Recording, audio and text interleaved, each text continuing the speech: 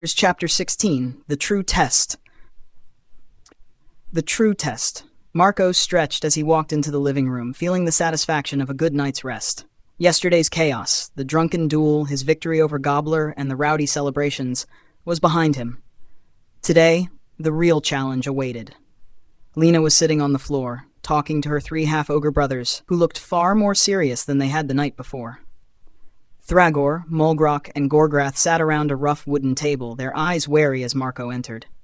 "So," Marco said, cracking his neck and rolling his shoulders, "will you join me?" The brothers exchanged glances, a silent agreement passing between them. Finally, Thragor, the eldest and largest of the trio, stood up. His voice was deep and commanding. "Your real fight starts now, little brother. Lena says you're strong, but we need to see for ourselves. No holding back." Marco grinned, anticipating the challenge. "Fine by me. I won't use a weapon. I don't want to hurt my future team members." He clenched his fists, readying himself. "But don't expect me to go easy on you."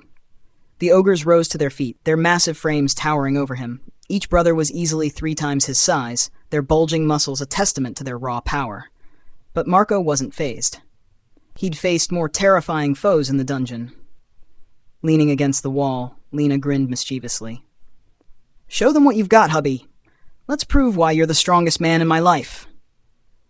Marco's face reddened slightly, but he kept his focus on the brothers. Thragor stepped forward, tightening his stone-like fists. "Let's see if you can handle all 3 of us." Without warning, the brothers charged, their combined strength shaking the room. Mulgrok, the heaviest of the 3, led the attack, his arms swinging like sledgehammers. Gorgrath flanked Marco from the side, surprisingly agile for his size, while Thragor advanced cautiously from behind, his eyes studying Marco's every move. Marco breathed deeply, activating his rabbit core. Time seemed to slow as his senses sharpened. He wasn't planning to fight head-on. Instead, he relied on his speed and agility. As Mulgrok's massive arm swung toward him, Marco sidestepped effortlessly, letting the brute's momentum carry him forward. With a light tap on Mulgrok's back, Marco sent the hulking ogre sprawling into the wall with a heavy crash. "Yes!" Lena cheered from the sidelines. "Knock them all down, hubby." Gorgrath came at Marco next, his brutish grin wide as he swung a meaty fist. Marco barely moved, just enough to let the punch miss by a hair's breadth. "Too slow," he muttered. Before Gorgrath could recover, Marco slipped behind him and swept his legs out from under him with a swift kick. Gorgrath hit the ground hard, gasping for air. Lena laughed, clearly enjoying the spectacle. "You're amazing, Marco. Let's have a dozen kids." Marco blushed, though he couldn't help the smirk that tugged at his lips. Turning his attention to Thragor, the eldest and strongest of the 3, Marco's eyes narrowed. Thragor hadn't moved much yet. He was watching, assessing. "You're fast," Thragor said, his voice low and calculated. "But speed won't save you." In a flash, Thragor lunged, his massive fists crashing toward Marco like boulders. Marco's eyes tracked the attack easily. He leaned back just enough to avoid the blow, feeling the rush of air as the punch missed by inches. Using Thragor's momentum against him, Marco ducked low, rolled to the side, and delivered a well-timed kick to Thragor's legs. The ogre staggered, but didn't fall, growling in frustration. Thragor attacked again, faster this time, but Marco danced around him, his movements smooth and effortless. Each of Thragor's punches met nothing but air. Finally, Marco saw his opening. As Thragor overextended on a swing, Marco grabbed his wrist, twisted, and used the ogre's own weight to flip him over. Thragor crashed to the ground with a thunderous impact.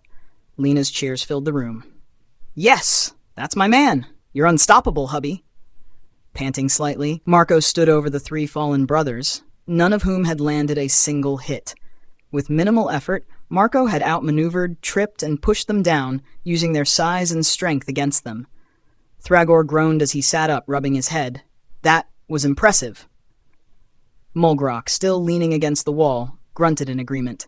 Didn't think he'd be that fast. Gorgrath, lying flat on his back, chuckled weakly. "Fluffgrath Longfoot, you're something else."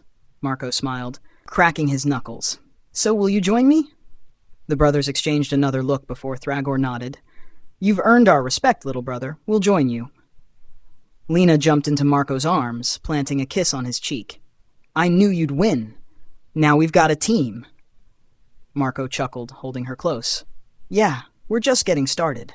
As the three brothers slowly got to their feet, still groaning from the fight, Marco couldn't help but feel a surge of pride. He had passed their test and earned their respect. Now, with his new team assembled, they were ready for the challenges ahead.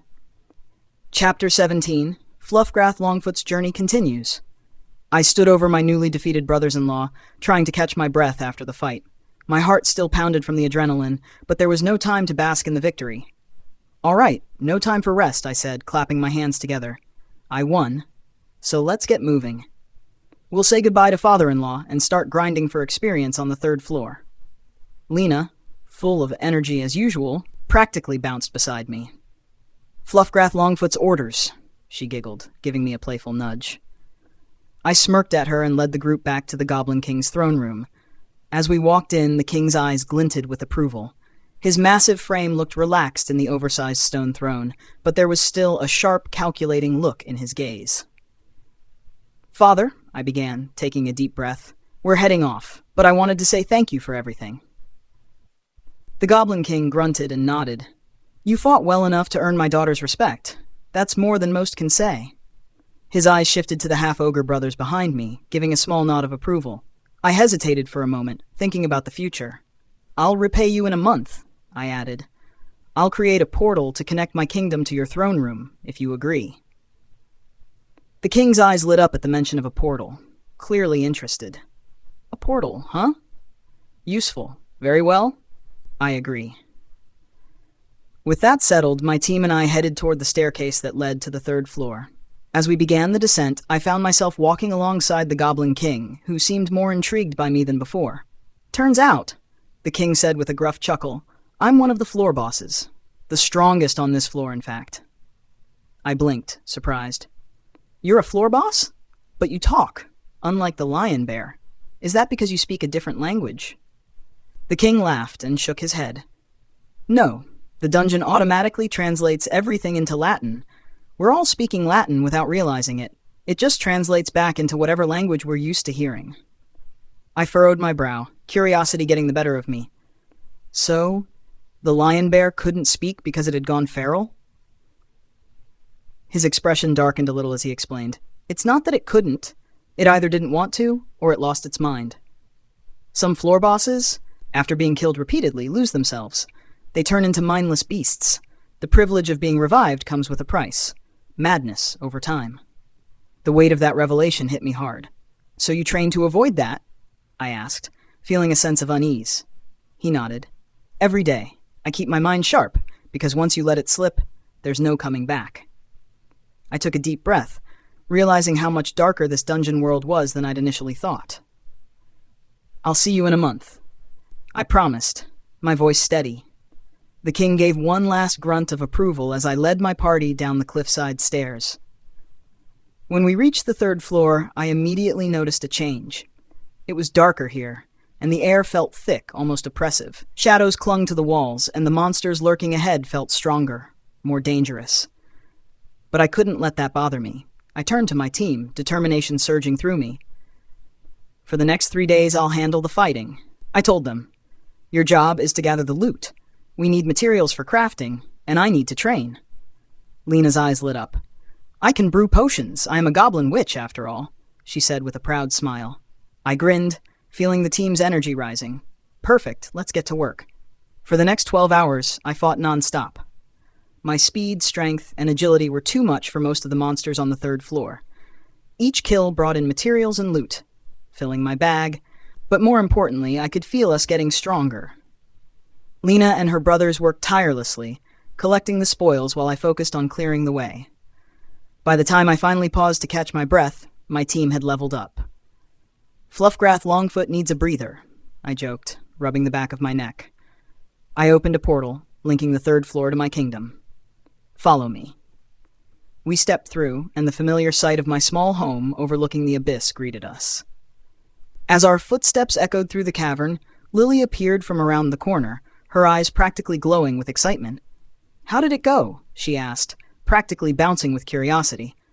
I couldn't help but grin. Great. The team's at Iron 2-star, including Lena. We made a lot of progress in just 12 hours. Lily raised an eyebrow, clearly impressed.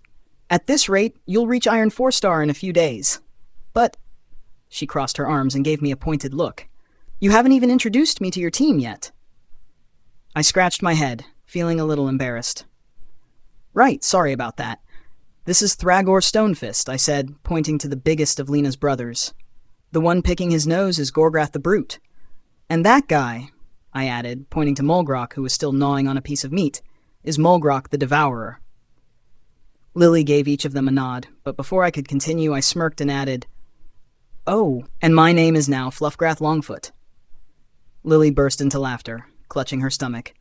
Fluffgrath Longfoot? Are you serious?